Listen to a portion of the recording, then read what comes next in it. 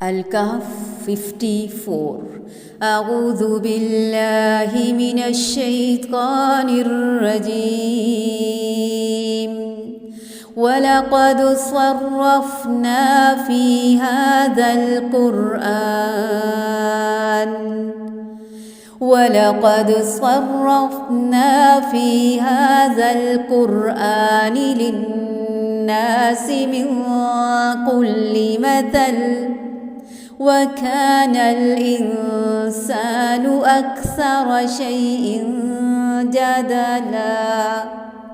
وَلَقَدْ اور البتہ تحقیق صرفنا پھیر پھیر کر بیان کی ہم نے فی ھذا القرآن اس قرآن میں للناسی لوگوں کے لیے من کلی ہر طرح کی مثال وکان اور ہے الانسان انسان اکثر زیادہ شیئن چیز سے جادلا جھگڑا کرنے والا۔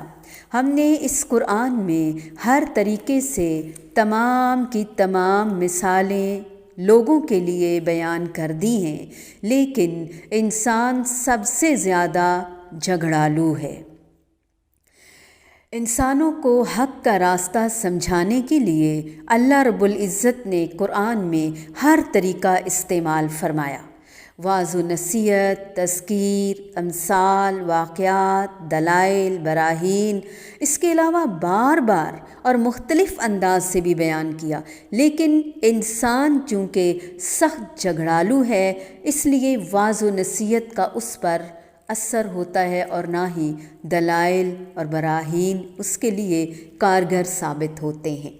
مثلاً ہمیں بتایا گیا کہ قرآن مختلف تقاضوں کے مطابق ہمیں حکم دیتا ہے، بتاتا ہے کیا کرنا ہے اور کیا نہیں کرنا۔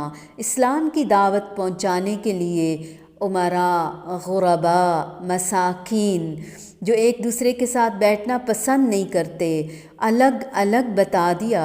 اسلام کے بنیادی مزاج اور تعلیمات کے خلاف ہے یہ بات، بار بار سمجھایا گیا، مختلف صورتوں میں، مختلف آیات میں، اور سب سے بڑی نماز کی دلیل کہ صفوں میں ہر گریڈ کا آفیسر سب ایک ہی صف میں کھڑے ہوتے ہیں، محمود و ایاز جیسے علامہ اقبال نے بھی اپنی شاعری میں واضح کیا۔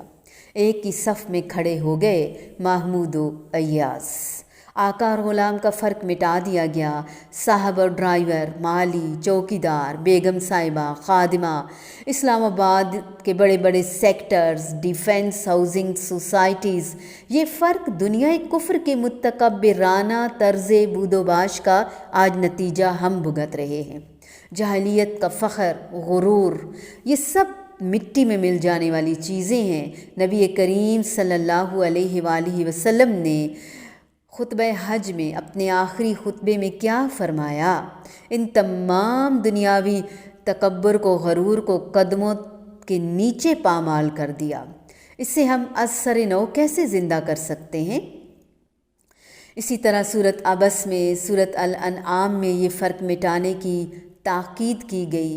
حضرت عثمان رضی اللہ تعالی عنہ اور عبد الرحمن بن عوف جیسے مال و دولت والے، اور سیدنا بلال اور عمار بن یاسر رضی اللہ تعالی عنہم جیسے غلام، صحابہ کرام رضی اللہ تعالی عنہم بغیر کسی فرق، بغیر کسی اونچ نیچ کے ہر وقت ساتھ ساتھ شانہ بشانہ رہے۔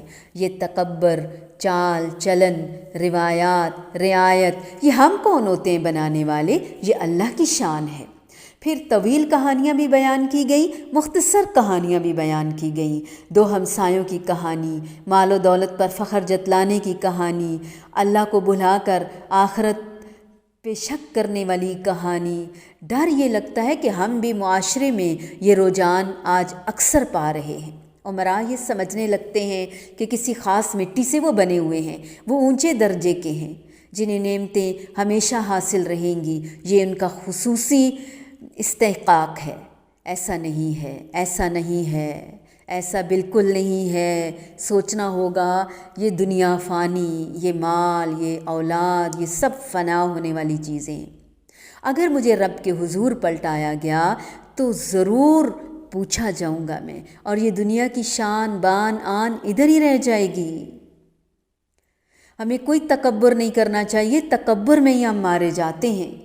اللہ تعالیٰ نے دنیا ہی میں حقیقت اس پر واضح کر دی، بتا دیا ہمیں صاف صاف۔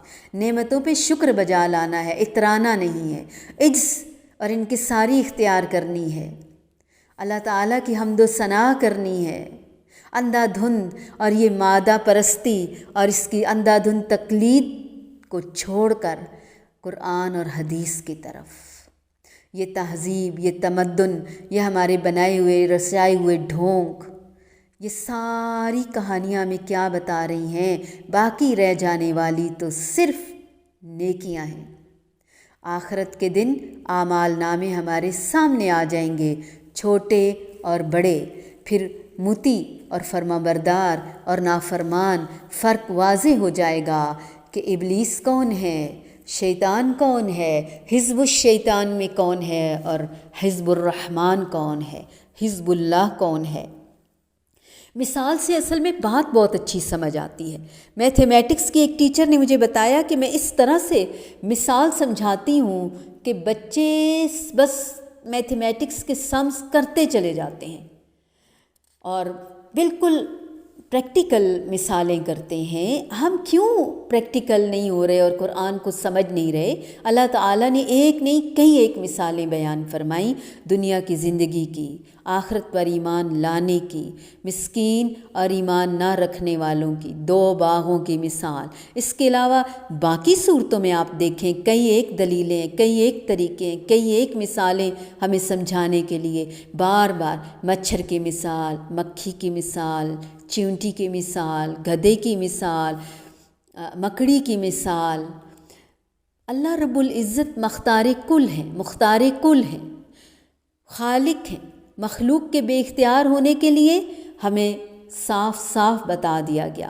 مالک اور غلام کی مثال جگہ جگہ بیان کی گئی، سورۃ النحل میں بتایا گیا۔ قرآن اور حدیث کی تمام مثالوں کا مقصد یہ ہے کہ لوگ اس بات پر غور و فکر کریں اور اسے سمجھیں، مگر انہیں جاننے والے سمجھتے ہی نہیں۔ افسوس، صد افسوس۔ کچھ لوگ فائدہ اٹھا کر ہدایت پا لیتے ہیں اور کچھ الٹی سمجھ پا کر گمراہ ہو جاتے ہیں، پہلے حال سے بھی جاتے ہیں۔ فی ھذا القرآن سے یہ صورت شروع ہوئی۔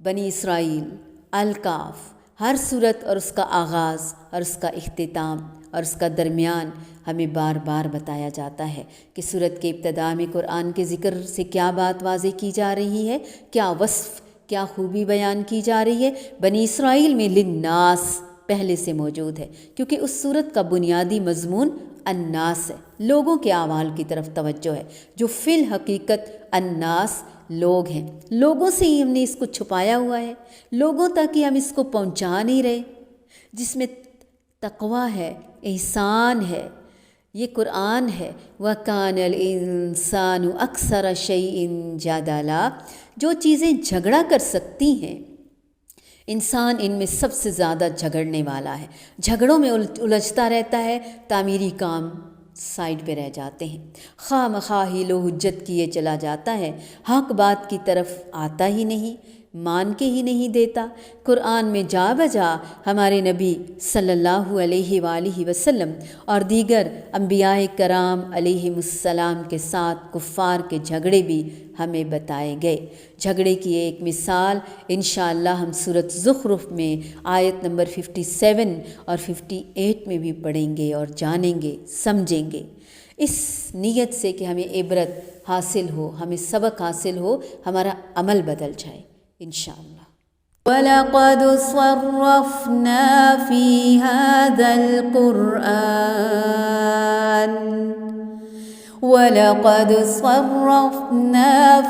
هَذَا الْقُرْآنِ لِلنَّاسِ مِنْ كُلِّ مَثَلٍ وَكَانَ الْإِنسَانُ أَكْثَرَ شَيْءٍ جَدَلًا۔